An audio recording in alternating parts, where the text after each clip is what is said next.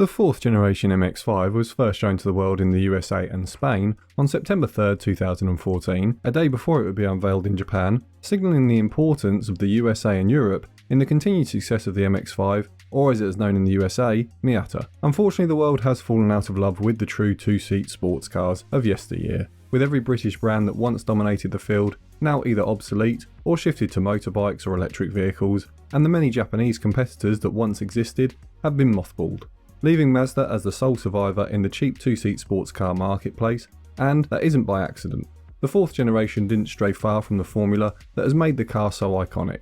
Power that can be used on the road all the time, reliability that can make it a true daily driver, and agility with just enough comfort so that whether you are cruising along Beverly Hills among exotica, blasting through a British B road in summertime, or needing dependable transport in the middle of winter to get you to your office so you can earn the money to keep enjoying your car, the MX-5 delivers. However, these cars aren't perfect. Compromise has to be built into the design and chassis dynamics, otherwise prices would begin to take the MX-5 the same way as the hot hatchback, ever slipping out of the hands of the enthusiasts that want them.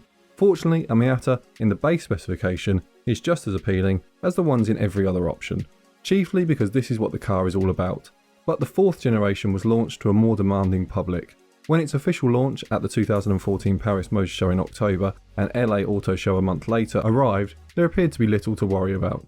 Mazda would sell the MX-5 from just shy of $25,000 in the USA, £18,400 in the UK, and if you did go for the base model specification, the car had an official weight of 981 kilograms, or £2,120.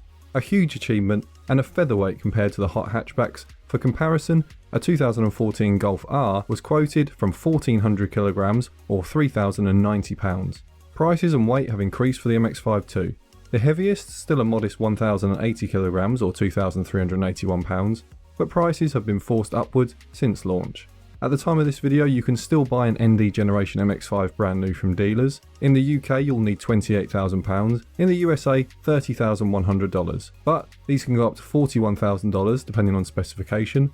For Australians, prices now start at $41,500 Australian dollars, but can drift up to nearly $60,000 for top spec models. That makes used cars even more of a bargain, especially as the 2024 update is a milder version, which I'll come on to shortly.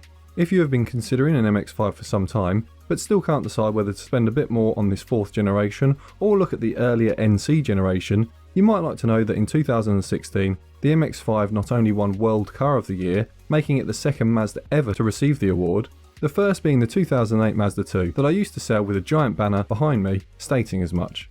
The MX-5 also swept the 2016 World Car Design of the Year at the New York Auto Show.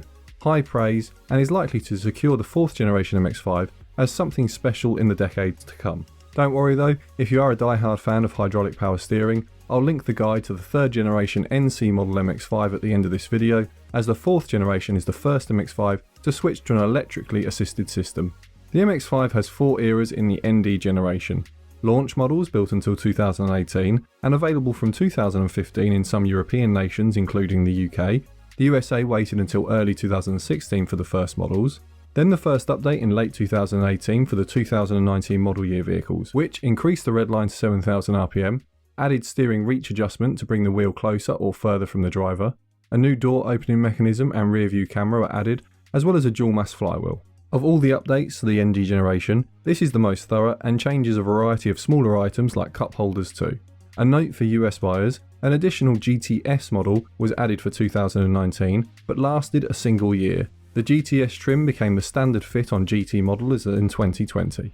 Canadians get a different naming convention to the US, so they're in the land of the maple leaf. You'll see GS, GS-P and GT in the advertisements of specifications, rather than the US's Sport and Club and then GT or Grand Touring as it is officially categorised. For UK buyers, the specification will be fairly familiar now, as little change has been made across the generations. Icon models were available at launch, but a Z Sport was also added to the facelift. The next update arrived very late in 2021, and so almost all update models are 2022 onwards. Improvements in the steering response thanks to Mazda's kinematic posture control add the ability to brake a single wheel if pushing the car to the edge of its performance envelope. Minor revisions to styling and colour choices were also added in most markets. Then 2024 adds what is very likely to be the last update of this generation, notable by its styling updates to the front and rear lights and revised steering rack along with the track mode. Moving on to safety, and while driving enjoyment is key sales pitch for the MX-5, Mazda still made sure that if things go wrong, you have a reasonable level of protection. The 2015 Euro NCAP score was 4 stars, with pedestrian safety a very impressive 93% and adult occupants rated at 84%. The miss of a full 5 stars likely due to poor performance in safety assist, a 64% score seemingly due to the car not being fitted with equipment like lane assist, and having driven an MX-5 along a country lane in a spirited manner, it's certainly something most owners wouldn't want tugging at the steering wheel as they keep a brisk pace along a clear path, but there we go. The NCAP score has now expired due to age, and a new test has not been performed on the facelift models. In the USA, the NHTSA and IIHS have not performed a safety test, so you'll have to rely on the NCAP report if you want to learn more about safety items. Moving on to common faults, and a reminder to leave a like if you enjoy this video, as it helps YouTube understand that it's worth suggesting to others that may also be interested in buying an MX-5.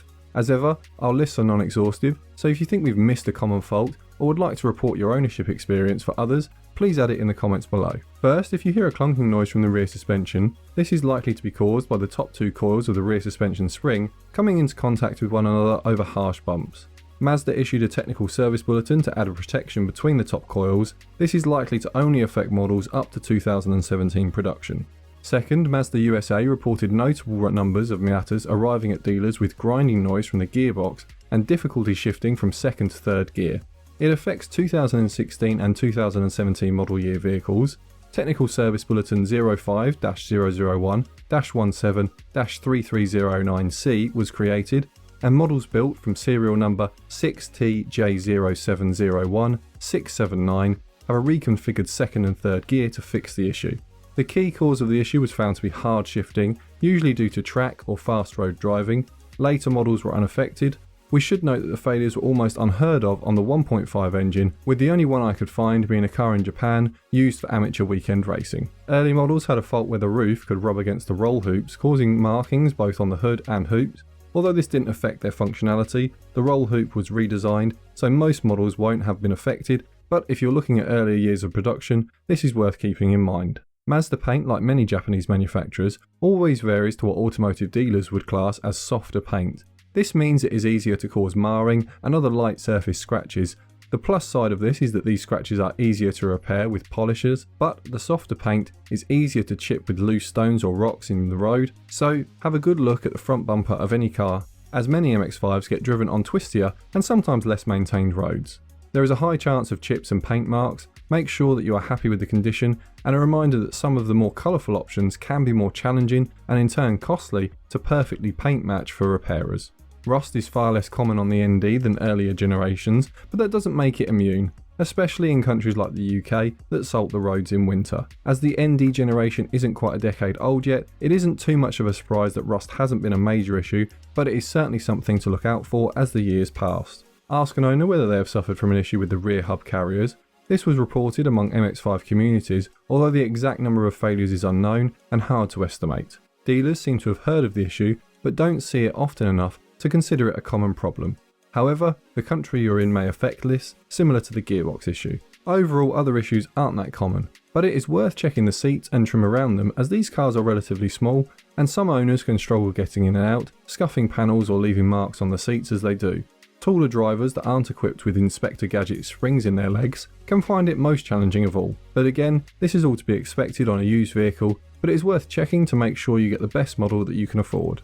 Next is onto the recalls, and if you'd like more from the miles driven, why not check out the book linked in below for stories of the motor trade and automotive journalism. Each book helps support the channel and should keep you entertained for hours. 2 recalls were made in 2019, one for the first year of production for a bracket under the vehicle that needed to be checked and either replaced or tightened at dealers as it was susceptible to breaking free and falling in the road.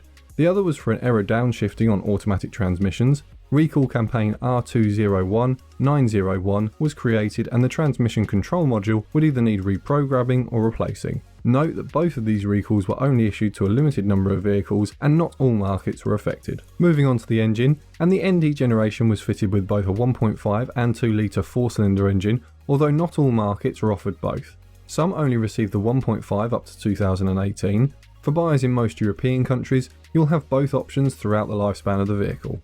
Starting with the 1.5 skyactiv engine, you'll have 129 brake horsepower and fuel economy of 44.8 miles per gallon or 6.3 litres per 100 kilometres on the WLTP cycle.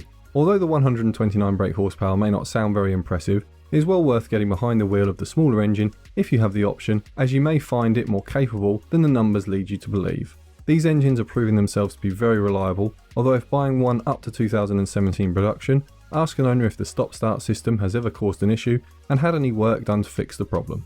Moving on to the larger 2-litre skyactiv MX-5 will produce either 158 brake horsepower or 181 brake horsepower. Fuel economy is still respectable at 40.9 miles per gallon or 6.9 litres per 100 kilometres. Again, these engines are well known for their overall reliability, with some now having done over 30,000 miles at weekend racing or track day cars and continue to run without issue.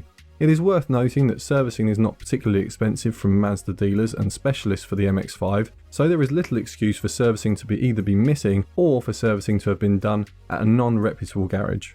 Although both engines are offered with an automatic gearbox, it is worth going for the manual unless you struggle with shifting gears and need the automatic to enjoy an MX-5, or do a lot of start-stop city mileage. Also remember, if you can't quite find the specification you want when searching the used market, the MX-5 has a dedicated tuning industry behind it, with lots of specialists doing everything from mild suspension tweaks to huge horsepower engine swaps and turbocharging, so there are options for you. For our picks, on a tight budget we'd go for a late 2017 or 2018 model with either engine and specification.